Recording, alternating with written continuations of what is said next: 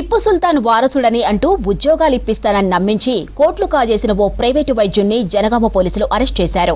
తమిళనాడుకు చెందిన అబ్దుల్ రహీద్ సుల్తాన్ రాజు అనే వైద్యుడు జనగామలో గత కొంతకాలంగా కేకే ఆసుపత్రి నిర్వహిస్తున్నాడు.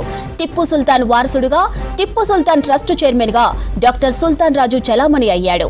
ఆసుపత్రికి చికిత్స కోసం వచ్చే వారిని బురిడి కొట్టించి తమకు ఉద్యోగాలు కాంట్రాక్టులు ఇప్పిస్తానని నమ్మించి పలువురు నుంచి 5,57,00,000 వరకు వసూలు చేశాడు.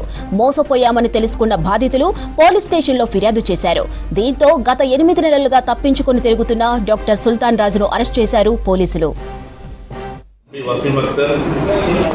జనగామకు చెందిన వ్యక్తి పోలీస్ స్టేషన్లో వచ్చి అబ్దుల్ రహీం సుల్తాన్ రాజా కేకే హాస్పిటల్ నిర్వహిస్తున్నటువంటి వ్యక్తి హాస్పిటల్ ట్రీట్మెంట్ గురించి వెళ్తే మాకు పరిచయం అయ్యాడు.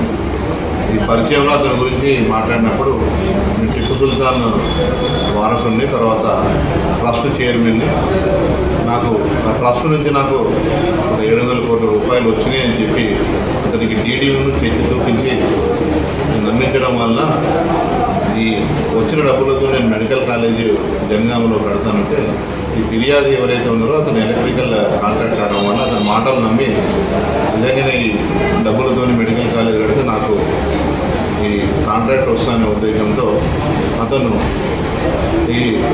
1,17,00,000 రూపాయలు ఇచ్చిండు. ఇటు ఫిర్యాదుపై కేసు నమోదు చేసి అప్పటి నుంచి మేము విచారణ చేస్తున్నాం. ఇతని గురించి తెలుసుకున్నప్పుడు ఇతను ఈ కేకే హాస్పిటల్ మొత్తానికి మూత పెట్టి ఇక్కడి నుంచి జనగామ నుంచి వెళ్ళిపోయినాడు.